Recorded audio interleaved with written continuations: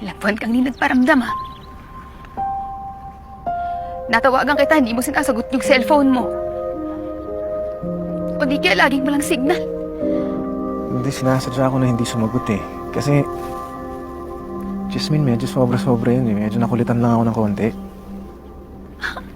Bakit masama bang mga musta?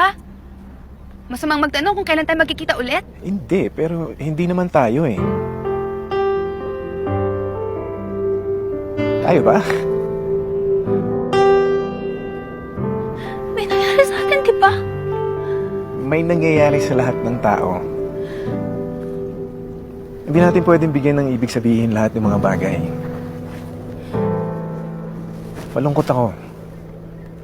Nagdala ako ng emosyon. Pasensya na. Yung nangyari sa atin, wala namang ibig sabihin yun eh. Wala. Ayok ka. Sinabi mo sa akin na mahal mo ko, di ba? Tapos yung nangyari wala lang, Arthur. Hindi mo pananagutan yung nangyari sa atin? Anong pananagutan? Saan?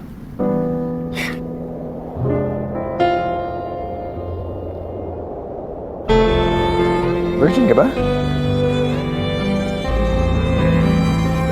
Parang naman tayo nag-enjoy ah. Bastos ka.